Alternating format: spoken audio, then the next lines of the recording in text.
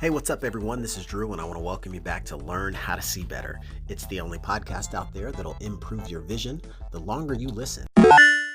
Today, I want to talk about a little question that I've been wrestling with in the mind, and it's one that kind of comes from how you go through life and you see things that work well and you see things that don't work well, and you sometimes start to recognize that there's a lot of hidden success with having a system set up in your life, right? Around multiple areas. And so the idea of putting everything in your life in a system might sound a little bit daunting at first. What exactly is a system? A computer system, what are we talking about here? So the question comes up, and the question is this: aren't systems for robots? And so that's the question I want to kind of break down here, because when you look at people and life and the idea of if everything kind of ran in a logical, perfect, cyclical fashion, it would seem robotic, right? Everything would just be going through the motions and there'd be no life to things. Well, that can initially be some of the resistance to the idea that, systems are for robots. People don't need systems. We're, living creatures that need to be able to have ebb and flow and expansion and retraction in their lifestyle and the things that they do. So systems would seem to be, bad. And if everyone, kind of operated based on a program and did the same thing, just like a bunch of computers or robots, then there wouldn't really seem to be much life in all that. But what you come to find is that just about everything in our existence is based on a system. You can even look at nature. You can look at the environment that we live in and notice that the seasons, every year, every month, every day, it's a system that operates with expected results time and time again. Now, the seasons change most definitely. There's a big difference between summer and winter. And there's even things that can be, that come across even more infrequently, like a leap year, right? Every 4 years, you get a leap year. So there's an extra day of the year because it actually takes 365 and a quarter days for the earth to rotate around the sun. So powers that be said, let's just kind of average this thing out and reset it in the fourth year, and we'll get that 366th day. And that just makes everything balanced, but it's systematic, right? And so when you think about that, where can you place systems in your life that aren't robotic, but they're very natural?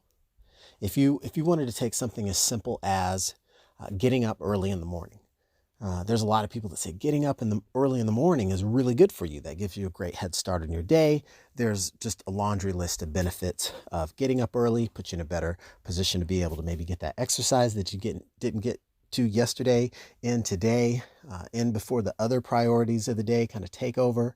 You get the opportunity to have peace in mind in the morning in the home, free from other distractions while everything else is kind of dark and quiet and still resting. The list goes on and on and on. But if this has been daunting to you, or you've never really looked at it as something feasible for you because you're not an early riser, maybe you're a night owl. If you thought about taking the approach of adjusting or implementing a new system, it could be something as simple as saying, if I'm going to try this out, maybe I'll try it out in the month of June, let's just say, for an example, right? The month of June, where the days are the longest, the summer solstice, right? We just passed the winter solstice, the shortest day of the year, the longest night. Every day gets a little bit longer from here on out until 21st of June. So if you were going to try and get up early in the morning, you might put a system in place that says, maybe I'll leave that those shutters, those blinds, just crack just a little bit, right? Or maybe I'll if the alarm clock has never done the trick for me, maybe I can arrange the room to where I'm closer to a window, or have a setup that's going to allow some natural light to come in.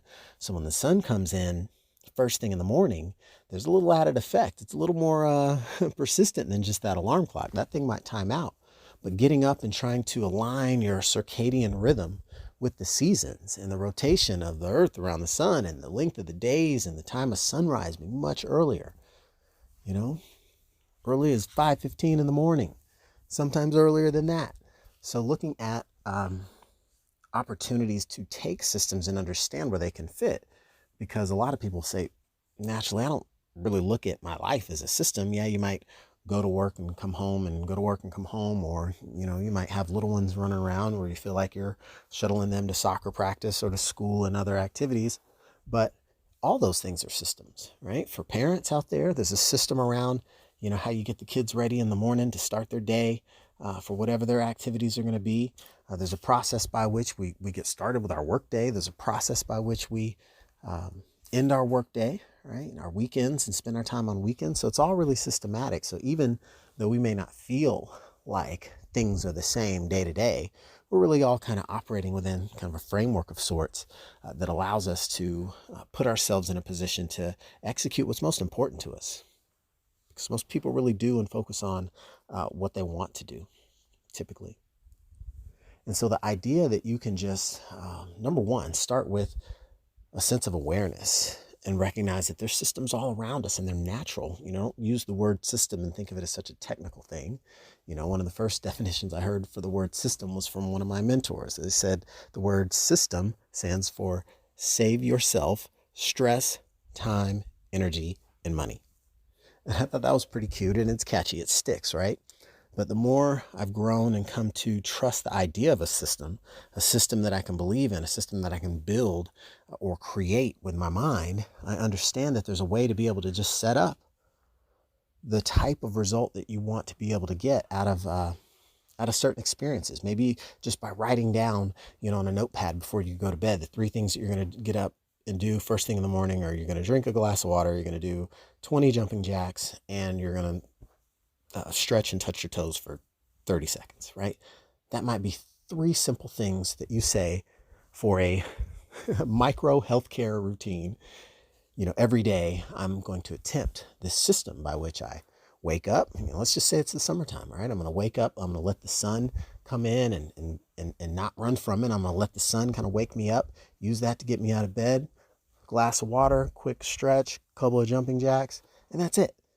And see how you can, over the course of 1, 2, 3, 4, 5, 6, 7 weeks, be able to actually implement something and just kind of test drive it, right? I don't think, I wouldn't imagine that a sip of water, jumping jacks, and a quick stretch for 49 days in a row would put too many people at a great risk or damage. There's certainly some other early morning alternatives that would probably do more harm than that.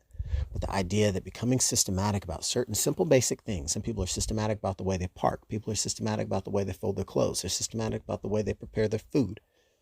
So we have systems, and it's about starting to think about, how do I put myself in a position to not obtain more, but to potentially set myself up for more simplicity, maybe.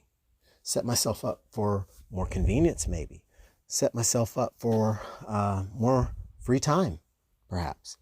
And just by thinking through the desired outcome, you can actually manifest that desired outcome by creating some sort of, little box to operate in, a little set of procedures to assist or guide you in coming up with the right setup for success. Whether it's getting up early, whether it's getting some extra leafy greens into your diet, whether it's talking to more people and networking and expanding your sphere of influence, all of these things can have simple systems put into place. And you'll soon recognize that over time they become valuable, they become habitual, they become a part of how you do things. And if they really serve you, you'll get to a point where you look back and wonder, how and why did I ever get by without these systems in place? And it'll feel so natural. You'll even wonder why you could ever give the idea that systems were for robots and robots only the time of day. So hopefully you all can start to look at different ways that systems can help you in your life, because systems aren't for robots. Systems are for people. People are animals, creatures of habit, right? So as long as mankind's been walking the earth, we've been subjected to the systems of the seasons and the rising and setting of the sun, the different planetary movements, right? So, and it's all a sign of the times. Jumping Jupiter. We just saw Jupiter and Saturn crossing paths in the night sky, closer than they'll ever be in, most people's lifetime.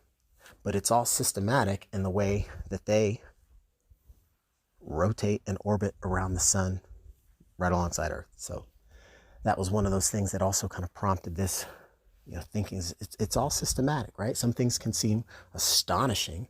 It might seem astonishing when all of a sudden you can climb to the top of a mountain when you've just been doing a walk around the block every day for a year. And now you're at the mountaintop thinking, how would this ever be possible? Well, you put the systematic steps in place that you adhered to, and you saw what those could do for you when you put yourself in a position to succeed. So it's something you think about as you look into the new year. What's a new system? Go shopping for a new system. Figure out what sort of system you can put in place that will actually serve you and benefit your life.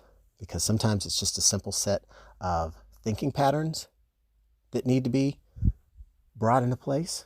Sometimes it's tools. Sometimes it's people that can help you out and become a part of your system. So just be open-minded and creative. Allow yourself to daydream. What would you like for Christmas? A nice little system to make my life easier. So that would be something to give some consideration to if you've ever felt that hectic pace of life and felt that you would benefit from just having a little bit more ease or simplicity or convenience in certain areas. Recognize that systems can probably provide that. It's just a matter of thinking up what you want first. That will help you get started, and then being open and aware to the opportunities that are out there. Because once you start searching, that's when you start finding. Until next time, thanks again, everyone, for listening to this episode of Learn How to See Better. This is your host, Drew Davis, and I will catch you on the next episode.